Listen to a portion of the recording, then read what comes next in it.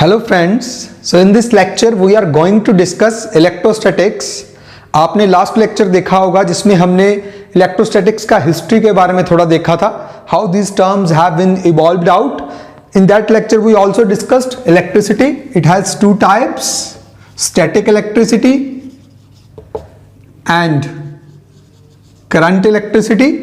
Static electricity, which we call electrostatics. Electrostatics. So in electrostatics, static electricity, we deals with the charges at rest. Charges at rest. And in current electricity, charges in motion. Now अब जहां पे हमने जरूर ये बात clear करनी है, electrostatics में हम कह रहे हैं चार्जेस एट रेस्ट. तो क्या चार्जेस पूरी तरह रेस्ट में होते हैं? They are absolutely in rest? No, never. Charges कभी भी पूरी तरह रेस्ट में नहीं होते. तो what is the difference here? That we should discuss first. Actually जो करंट इलेक्ट्रिसिटी है, जैसे हमारे वायर्स में करंट जाता है, उसमें चार्जेस मोशन में होते हैं. उसका क्या मीनिंग है? उसमें जो चार्जेस हैं वो एक पर्टिकुलर डायरेक्शन में फ्लो करते हैं. जैसे suppose this is wire, there are some charges, so they flow in a particular direction. There is net flow of charges in a particular direction. तो मतलब बेटर वर्ड है कंडक्शन. दे कंडक्ट करते हैं in one direction. That's why that is called charges in motion, current electricity. Now here जब हम बात कर रहे हैं इलेक्ट्रोस्टैटिक्स की चार्जेस एट रेस्ट, इसमें क्या होता है? सपोज करो कोई बॉडी है, इस पे कोई सपोज करो नेगेटिव चार्ज आ गया इस बॉडी पे, इट इज नेगेटिवली चार्ज्ड. अब जो चार्ज पार्टिकल्स हैं, they do not flow in a particular direction. ये किसी पर्टिकुलर डायरेक्शन में फ्लो नहीं कर सकते. दैट मीन्स ये कंडक्ट नहीं कर सकते. They can move here randomly, they can move. Random motion किस कारण होता है? Due to temperature. तो टेम्परेचर के कारण इनके पास कुछ रैंडम मोशन हो सकता है. They can move here and there, but there is no net flow of charge in a particular direction. ऐसा नहीं होगा जिस डायरेक्शन में पर्टिकुलर, इस डायरेक्शन में सारे के सारे फ्लो कर जाएंगे और हम कहेंगे जो चार्जेस हैं कंडक्ट कर रहे हैं, तो वो नहीं होगा. So this is the difference between the two. So charges at rest means they will just stay at a body and they can move randomly, but no, they can't move in a particular direction. They can't conduct. तो I think ये difference आपको clear हो गया. तो static electricity हम पढ़ने जा रहे हैं इस चैप्टर, इस लेक्चर में. तो सबसे पहले हमको ये समझना होगा व्हाट इज चार्ज. चार्ज क्या है? What is charge? तो आइए मैं आपको थोड़ा पीछे लास्ट ईयर में लेके चलता हूं. आपने पढ़ा होगा ग्रेविटेशनल फोर्सेस पढ़ा होगा. तो मुझे सबसे पहले ये बताइए, अगर दो बॉडीज के बीच, दो पार्टिकल्स के बीच ग्रेविटेशनल फोर्स लग रहा है, so what is the cause of that gravitational force? Think. उस ग्रेविटेशनल फोर्स का कारण क्या होता है? पढ़ा है भैया आपने? सोचिए. Absolutely mass. Mass is the cause of gravitational force. अगर किसी पार्टिकल के पास एक प्रॉपर्टी है मास, देन वो क्या करेगा? वो ग्रेविटेशनल फोर्स एक्सर्ट करेगा. क्लियर? तो मास एक पार्टिकल की फंडामेंटल प्रॉपर्टी है, due to which that can exert gravitational force. Similarly इसी तरह ही पार्टिकल के पास एक और प्रॉपर्टी हो सकती है, fundamental property, that is charge. Charge भी एक पार्टिकल की फंडामेंटल प्रॉपर्टी है. और इस प्रॉपर्टी के कारण पार्टिकल क्या करेगा? कौन सी फोर्स एक्सर्ट करेगा?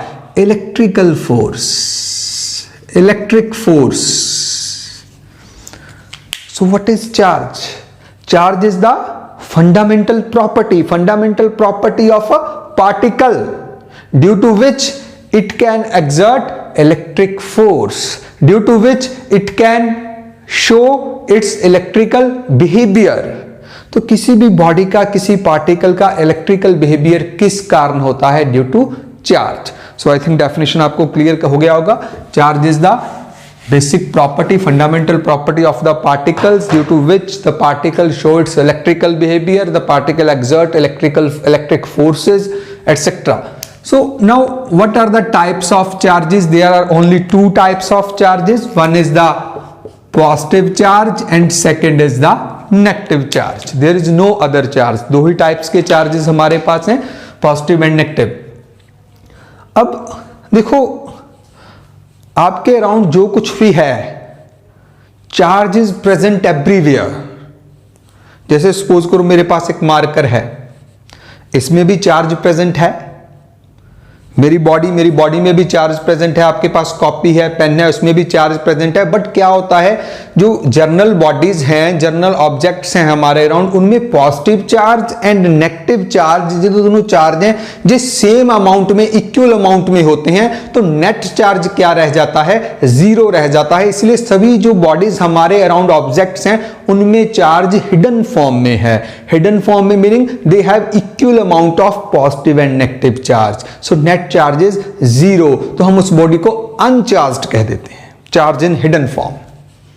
सो when we said the body is charged, कब कहेंगे, सोचिए, जब पॉजिटिव एंड नेगेटिव चार्ज के बीच में क्या आ जाएगा, इम्बैलेंस। हमें इम्बैलेंस चाहिए, या तो पॉजिटिव चार्ज ज्यादा अमाउंट में हो या फिर नेगेटिव चार्ज ज्यादा अमाउंट में हो। अगर बैलेंस होगा फिर बॉडी अनचार्ज्ड है, न्यूट्रल है। So to a body, for a body to be charged, there should be imbalance. Imbalance चाहिए हमें, इम्बैलेंस ऑफ चार्जेस। अब अगर पॉजिटिव चार्ज ज्यादा है बॉडी में, तो हम कहेंगे बॉडी इज पॉजिटिवली चार्ज्ड। अगर नेगेटिव चार्ज ज्यादा है तो हम कहेंगे बॉडी इज नेगेटिवली चार्ज्ड। अब हम थोड़ा देखते हैं जो बॉडी चार्ज जो है, पॉजिटिवली चार्ज नेगेटिवली चार्ज कैसे होती है, इसको बेसिकली समझ के देखते हैं। सपोज करो आई हैव एन एटम, बिल्कुल बेसिक से स्टार्ट करते हैं। एटम, और एटम के सेंटर में क्या होता है, क्या होता है भाई, nucleus. Nucleus in the centre. और न्यूक्लियस में क्या होता है, न्यूक्लियस में दो तरह के पार्टिकल्स होते हैं। एक तो उसमें क्या होते हैं, न्यूट्रॉन्स होते हैं, मैं ग्रीन कलर से बना रहा हूं। और दूसरा उसमें क्या होते हैं, प्रोटॉन्स होते हैं। I am making the protons with black colour. तो there are two type of particles, neutrons and protons. Clear, थोड़ा थोड़ा बेसिक्स और क्लियर करते जाएं। जो न्यूट्रॉन है, इस पे जो चार्ज होता है that is zero, it is neutral, कोई चार्ज नहीं होता। जो न्यूट्रॉन का मास है, mass of the neutron note कर लीजिए, it is 1.675 into 10⁻⁻27 kg। Mass of neutron 1.675 into 10⁻⁻27 kg। तो न्यूट्रॉन्स हैं, इन पे चार्ज कोई नहीं। ठीक है जी। सेकंड और क्या हमने देखा, प्रोटॉन्स हैं, प्रोटॉन्स। अब प्रोटॉन की अगर बात करें, प्रोटॉन पे जो चार्ज होता है that is plus positive charge होता है। पहले तो याद रखना आपने, पॉजिटिव चार्ज कितना, positive charge plus 1.6 into 10⁻⁻19 coulomb. This is the charge on the proton. इसको हम ना ऐसे भी डिनोट कर देते हैं, +1e, +1e लिख देते हैं, जैसे सिंपली +1 लिख देते हैं। +1 का मतलब +1e है। e की वैल्यू है जो आपको मैंने बता दी, 1.6 इंटू 10⁻⁻19, ये e की वैल्यू है यहाँ पे, तो +1 लिख सकते हैं, +1e। और मास देखिए थोड़ा, प्रोटॉन का मास कितना होता है, मास ऑफ प्रोटॉन, ये भी आप याद रखिए, it will help you in numericals. It is 1.673 into 10⁻⁻27 kg। So nearly same about the mass of neutron, but still you can remember mass of proton is slightly less than neutron, slightly less, or you can say almost same. So there are two particles, neutrons and protons inside the nucleus. Protons have positive charge in the nucleus. Clear? अब nucleus के around के क्या होता है, orbits. Orbits में क्या होता है, इलेक्ट्रॉन्स हैं जो दे revolve around the nucleus in the orbit. इस तरीके से इलेक्ट्रॉन रिवॉल्व करते हैं। क्लियर। अब थोड़ी इलेक्ट्रॉन की बात करें। इलेक्ट्रॉन पे चार्ज कितना होता है, -1.6 इंटू 10⁻⁻19 कूलम। तो देखो चार्ज जितना प्रोटॉन पे था वैल्यू, वही वैल्यू इलेक्ट्रॉन पे है, बट फर्क क्या है, प्रोटॉन पे इतना पॉजिटिव था +e था, इलेक्ट्रॉन पे क्या इतना नेगेटिव है -e है, तो इसको हम -1e लिख सकते हैं। जब -1 भी लिख देते हैं, -1 का मतलब e अंडरस्टूड साथ में, और e की ये वैल्यू है 1.6 इंटू 10⁻⁻19 कूलम। तो this is the charge on the electron. What is the mass of the electron, that is very less, 9.1 into 10⁻⁻ -31 kg, very light particle electron is, this is the mass on the electron. तो ये electrons around revolve करते हैं orbits में। अब generally क्या होता है, जो number of protons inside the nucleus and number of electrons revolving around the nucleus, ये दोनों आपस में सेम होते हैं एटम में। Number of protons and number of electrons are same, so that means positive charge and negative charge is same. So atom electrically क्या हो गया, न्यूट्रल हो गया। तो पूरे एटम पे चार्ज निकल के कितना आता है, 0 चार्ज आता है। क्लियर हुई बात? जनरली यही हमारे अराउंड है। My body is made up of atoms and they are electrical neutral. This marker is made up of atoms, they are electrical neutral because they have same number of protons and same number of neutron. Okay, now हम example लेते हैं, किसी body पे charge आएगा कैसे। हम example लेते हैं सोडियम की।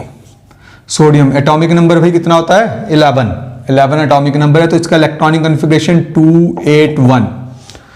पहले शेल में 2 इलेक्ट्रॉन्स, दूसरे शेल में 8 इलेक्ट्रॉन्स, थर्ड शेल में 1 इलेक्ट्रॉन्स। तो इसके पास नंबर ऑफ इलेक्ट्रॉन्स कितने होते हैं, 11, एंड नंबर ऑफ प्रोटॉन्स भी कितने होते हैं, 11 न्यूक्लियस के अंदर। ठीक है जी, क्लियर, सेम है। अब नेगेटिव चार्ज कितना हो गया, -11e, क्योंकि एक इलेक्ट्रॉन पे -e होता है तो 11 पे -11e। पॉजिटिव चार्ज कितना हो गया, +11e। तो नेट अगर मैं चार्ज देखूं -11e + 11e कितना हो गया, 0। So sodium atom is electrically neutral. But अब जो सोडियम है, इसको अपना ये कंप्लीट करने के लिए 28 स्टेबल इलेक्ट्रॉनिक कॉन्फ़िगरेशन के लिए ये क्या करता है, ये वाला इलेक्ट्रॉन लूज कर देता है। अब जब सोडियम एक इलेक्ट्रॉन लूज कर देगा तो उसके पास कितने रह गए, 10, 2, 8। तो नंबर ऑफ इलेक्ट्रॉन्स अगर हम देखें, नंबर ऑफ इलेक्ट्रॉन्स नाउ 10, एक इलेक्ट्रॉन उसने लूज कर दिया ऑर्बिट से, आउटर ऑर्बिट से, ये वाला।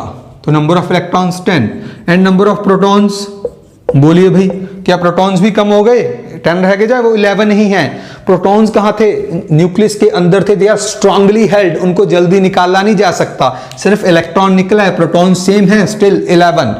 तो अब नेगेटिव चार्ज कितना हो गया, -10 ही। पॉजिटिव चार्ज कितना हो गया, +11 ही। अब देख सकते there is imbalance of the charge, proton ज्यादा इलेक्ट्रॉन्स कम, -10 ही +11 ही। तो नेट चार्ज कितना हो गया, +1e। तो इसको हम लिखते हैं सोडियम पॉजिटिव चार्ज आ गया। तो आपने ये ध्यान में रखना है, जब भी कोई बॉडी, कोई एटम, कोई ऑब्जेक्ट इलेक्ट्रॉन लूज करेगा तो उस पर कौन सा चार्ज आएगा, पॉजिटिव चार्ज आएगा। क्लियर हुआ? अब हम बात करते हैं नेगेटिव चार्ज किसी बॉडी पे कैसे आएगा। हम एग्जांपल लेते हैं क्लोरीन का। क्लोरीन, इसका एटॉमिक नंबर होता है 17। आपने इलेक्ट्रॉनिक कॉन्फ़िगरेशन देखा होगा 287। तो अगर हम इस क्लोरीन की बात करें, इसमें इलेक्ट्रॉन्स कितने हैं, 17, प्रोटॉन्स भी कितने हैं, 17। क्लियर? अब अगर मैं नेगेटिव चार्ज देखूं कितना होगा, -17e। ओके, पॉजिटिव चार्ज देखूं कितना होगा, +17e, क्योंकि 17 प्रोटॉन्स हैं तो +17e, 17 इलेक्ट्रॉन्स हैं, -17। तो नेट चार्ज में देखूं क्या होगा, 0। तो ये जो chlorine it is neutral. Okay, now जो क्लोरीन है, इसे अपना ऑक्टेट कंप्लीट करने के लिए एक इलेक्ट्रॉन की जरूरत होती है। बहुत एफिनिटी है इसके पास, ये कहीं ना कहीं से एक इलेक्ट्रॉन क्या कर लेता है, गेन कर लेता है। जब ये इलेक्ट्रॉन गेन कर लेगा तो इसके पास क्या बनेगा, 2, 8, जहां पे भी क्या हो गए, 8 हो गए। इसने एक इलेक्ट्रॉन गेन कर लिया। Now the number of electrons क्या है, नंबर ऑफ इलेक्ट्रॉन्स क्या हो गए, पहले इसके पास 17 थे, अब इसने एक इलेक्ट्रॉन गेन कर लिया, so it is 18। Number of protons क्या है, प्रोटॉन्स तो नहीं गेन किए, प्रोटॉन्स तो उतने हैं, कितने हैं, 17। अब हम नेगेटिव चार्ज देखें कितना हो गया, negative charge is now -18e। Positive charge कितना है, +17e। तो क्या हो गया, नेगेटिव चार्ज ज्यादा है, पॉजिटिव चार्ज कम है, तो नेट चार्ज कितना आ गया, -1e। So here is -1 charge. इसको -1 इस तरीके से माइनस लिख सकते हैं, या -1 भी लिख सकते हो, या सिंपली माइनस लिख सकते हो, क्लोरीन नेगेटिव। क्लियर? तो जो कोई बॉडी इलेक्ट्रॉन गेन करती है तो उस पे कौन सा चार्ज आ जाता है, नेगेटिव चार्ज आ जाता है। जब कोई बॉडी इलेक्ट्रॉन लूज करती है तो उस पे कौन सा चार्ज आ जाता है, पॉजिटिव चार्ज आ जाता है। बात क्लियर हुई? तो अब हमारे लिए सबसे इंपॉर्टेंट क्वेश्चन क्या है कि दो बॉडीज पे चार्ज कैसे आ जाता है, कैसे कोई बॉडी जो है इलेक्ट्रॉन लूज कर देती है और इलेक्ट्रॉन गेन कर लेती है, how the body can be charged.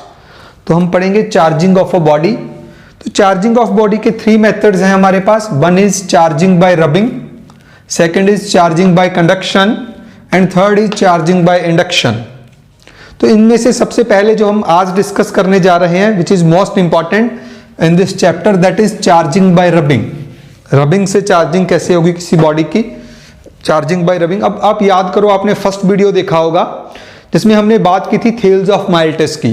तो थेल्स ऑफ माइल्टस ने क्या ऑब्जर्व किया था, उन्होंने जब एम्बर को वूल के साथ रब किया, उन्होंने देखा भी एम्बर के पास कोई प्रॉपर्टी आ गई थी जिस कारण जो एम्बर था वो small pieces of dust paper, small dust particles को अट्रैक्ट करता था। क्लियर? बाद में विलियम गिलबर्ट, डूफे ने भी ये एक्सपेरिमेंट्स किए और डूफे ने हमें ये भी बताया जो एम्बर पे चार्ज आएगा उसको उन्होंने प्रॉपर्टी आएगी, चार्ज आएगा, उसको उन्होंने क्या नाम दिया था, दैट इज रेजिनस। एंड जो वूल पे प्रॉपर्टी आई थी उसको क्या नाम दिया था, दैट इज विट्रियस। उसके बाद बेंजामिन फ्रैंकलिन आए, उन्होंने इसको थोड़ा इजी किया और एम्बर पे जो चार्ज आया था रेजिनस उसको उन्होंने नाम दिया नेगेटिव, एंड जो वूल पे चार्ज आया था उसको क्या नाम दिया था, पॉजिटिव। तो हम एम्बर को जब वूल से रब करते हैं तो एम्बर पे नेगेटिव चार्ज आता है और वूल पे पॉजिटिव चार्ज आता है। और भी बहुत सारे ऐसे मटेरियल्स हैं जिनको हम रब करते हैं तो उनपे कोई ना कोई नेगेटिव या पॉजिटिव चार्ज आ जाते हैं। जैसे आपने वो एक्सपेरिमेंट देखा होगा जिसमें हम हेयर्स को रब करते हैं किसी कॉम्ब से या किसी मार्कर से, पेन से, इस तरह रब करते हैं तो उस पर कुछ ना कुछ चार्ज आ जाता है। आप वो एक्सपेरिमेंट करके देख सकते हो। ओके गाइस, ये एक्सपेरिमेंट आपने जरूर किया होगा लाइफ में। ये हमारे पास स्ट्रॉ है और ये पेपर पीसीज हैं। तो स्ट्रॉ को हम अच्छे से रब करते हैं हेयर के साथ। तो now let us see what will happen. देखिए ये जो पेपर पीसीज हैं, how they are attracting towards the straw. So how this happens. So hey guys, we are going to perform a small activity or you can say experiment. I have this bottle and these 2 straws. Firstly, you have to rub this straw with your dry hair. अच्छे से रब करो इसको dry hair से। Then place it on the bottle. आराम से। Then दूसरी straw लेनी है, इसको भी रब करना है, आपके हेयर से रब करना है अच्छे तरीके से। Now let us see what will happen. Wow, देखिए कितनी दूर से ये रिपेल कर रहा है। वन स्ट्रॉ, दोनों स्ट्रॉ को हमने हेयर से रब किया था और अब ये दोनों एक दूसरे को रिपेल कर रहे हैं। इसका मीनिंग क्लियर है, जब हमने इनको अपने हेयर से रब किया तो दोनों पे same kind of charge develop हो गया। इस पे भी वही चार्ज डेवलप हुआ, इस पे भी वही चार्ज, सेम चार्ज डेवलप हुआ। So these both are repelling to each other, that's why this happens. अब जो क्वेश्चन है हमारे पास कि जब हम इन बॉडीज को रब कर रहे हैं तो इन पे चार्ज कैसे आ गया, how charge is produced by rubbing.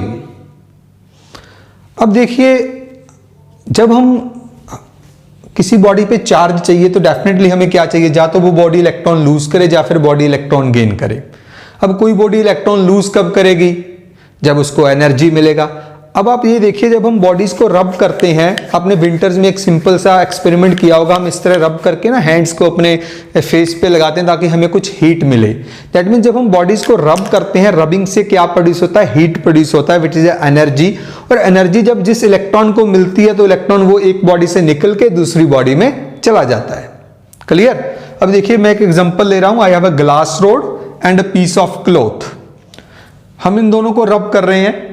रब करने से क्या प्रोड्यूस होगा, हीट प्रोड्यूस होगा। हीट प्रोड्यूस होने से क्या होगा, एक से इलेक्ट्रॉन निकल के दूसरे में चला जाएगा। तो इलेक्ट्रॉन ग्लास रोड से निकल के क्लॉथ में चला जाता है। ग्लास रोड ने इलेक्ट्रॉन लूज कर दिया तो इस पे कौन सा चार्ज आएगा, पॉजिटिव। एंड क्लॉथ ने इलेक्ट्रॉन गेन कर लिया, इस पे कौन सा चार्ज आएगा, नेगेटिव। तो इस तरह दोनों चार्ज हो गए। नाउ द नेक्स्ट क्वेश्चन, जब दोनों को रब किया तो जो एनर्जी था वो तो दोनों के इलेक्ट्रॉन्स को मिलेगा। ग्लास रोड के इलेक्ट्रॉन्स को भी एनर्जी मिलेगी, क्लॉथ के इलेक्ट्रॉन्स को भी एनर्जी मिलेगी। तो इलेक्ट्रॉन ग्लास ने लूज क्यों किया, इलेक्ट्रॉन इधर से इधर चला गया। ये क्यों नहीं पॉसिबल हो सकता इलेक्ट्रॉन क्लॉथ से ग्लास पे चला जाए? सपोज मैं इन दोनों को रब कर रहा हूं और मैं कह रहा हूं इलेक्ट्रॉन इस रेड से निकल के ब्लैक वाले में चला गया। Why it is not possible electron black वाले से निकल के रेड वाले में चला जाए? तो इसके पीछे क्या कारण है, इसको समझने के लिए हम एक टर्म समझते हैं, work function. Work function, work function क्या होता है? अगर आपने किसी भी बॉडी से, किसी ऑब्जेक्ट से इलेक्ट्रॉन निकालना है तो उसके लिए आपको कुछ ना कुछ एनर्जी सप्लाई करनी पड़ेगी। तो किसी ऑब्जेक्ट को जितनी मिनिमम एनर्जी सप्लाई करनी पड़ेगी, जैसे ये कोई ऑब्जेक्ट है, इसमें ये इलेक्ट्रॉन है, we have to supply some energy, energy देंगे हम तब ये इलेक्ट्रॉन क्या आएगा, बाहर आएगा। तो जितनी मिनिमम एनर्जी सप्लाई करनी पड़ेगी ताकि इलेक्ट्रॉन क्या आ जाए, बाहर आ जाए, जितना मिनिमम वर्क डन करना पड़ेगा so that electron come out, that is the work function of that material, that object. अब देखिए जिसका वर्क फंक्शन लो होगा, अब उसका मतलब क्या है, उसको थोड़ी सी एनर्जी मिलेगी और इलेक्ट्रॉन बाहर आ जाएगा। एकदम इसका मतलब उसने इलेक्ट्रॉन लूजली हेल्ड किया हुआ है, थोड़ी सी एनर्जी मिली, इलेक्ट्रॉन क्या आ जाएगा, बाहर। अब जिसका वर्क फंक्शन हाई है तो उसने इलेक्ट्रॉन बहुत स्ट्रांगली हेल्ड किया हुआ है, कस के पकड़ा हुआ है, उसको बहुत ज्यादा एनर्जी सप्लाई करनी पड़ेगी तब इलेक्ट्रॉन क्या आएगा, बाहर आएगा। क्लियर? ओके। तो अब आप सोचिए अगर दो मटेरियल्स को मैं रब कर रहा हूं तो क्या होगा। अच्छा हम एक एग्जांपल लेते हैं सिंपल सी। सपोज करो दो बच्चे हैं, वो उनके पास मान लो जी मार्कर है, इसके लिए लड़ रहे हैं। एक बच्चा इधर अपनी तरफ खींच रहा है, दूसरा अपनी तरफ खींच रहा है, ठीक है। अब क्या होगा सोचिए, जिसने इसको लूजली हेल्ड किया होगा, जो बच्चा मतलब जिसका वर्क फंक्शन हम कह लो है, जो वीक है, जिसने इसको लूजली हेल्ड किया वो इसको मार्कर को क्या कर देगा, लूज कर देगा, उसके हाथ से चला जाएगा। और जिसने स्ट्रांगली हेल्ड किया, जिसका वर्क फंक्शन ज्यादा है, जो स्ट्रांग है, ठीक है जी, जिसने स्ट्रांगली हेल्ड किया वो इसको क्या कर लेगा, ले जाएगा, गेन कर लेगा। तो लूज किसने किया, जो वीक था, जिसका वर्क फंक्शन लो था, और गेन किसने किया, जिसका वर्क फंक्शन हाई था। तो ऐसे यहां पे हम बात करते हैं जब हम दो मटेरियल्स को रब कर रहे हैं, ठीक है जी, रब करेंगे, एनर्जी दोनों को मिलेगी, बट जिसका वर्क फंक्शन लो होगा, जिसने इलेक्ट्रॉन लूजली हेल्ड किया होगा, वो इलेक्ट्रॉन लूज कर देगा, उस पर क्या चार्ज आएगा, पॉजिटिव चार्ज आएगा। और जिसका वर्क फंक्शन हाई होगा वो इलेक्ट्रॉन गेन कर लेगा, उस पर क्या चार्ज आएगा, नेगेटिव चार्ज आएगा। क्लियर? अब जहां पे इस एग्जांपल में हम देखें, जो ग्लास रॉड है इसका जो वर्क फंक्शन होता है वो लो होता है, it is low work function, low work function. तो जब इनको रब करते हैं जो एनर्जी दोनों को मिलती है, बट इसका वर्क फंक्शन लो है, थोड़ी सी एनर्जी से इसका इलेक्ट्रॉन क्या होता है, निकल जाता है। तो ग्लास रॉड पे कौन सा चार्ज आता है, पॉजिटिव चार्ज आता है। एंड जो क्लॉथ का पीस है इसका वर्क फंक्शन है high in comparison to glass rod, it has high work function. तो ये इलेक्ट्रॉन गेन कर लेता है, तो इस क्लॉथ के पीस पे, सिल्क क्लॉथ पे कौन सा चार्ज आया, नेगेटिव चार्ज आया। अब क्लियर हुआ कैसे रबिंग से चार्जेस बॉडीज पे आ जाते हैं, और कौन सी बॉडी इलेक्ट्रॉन लूज करेगी और कौन सी बॉडी जो है इलेक्ट्रॉन गेन करेगी। क्लियर?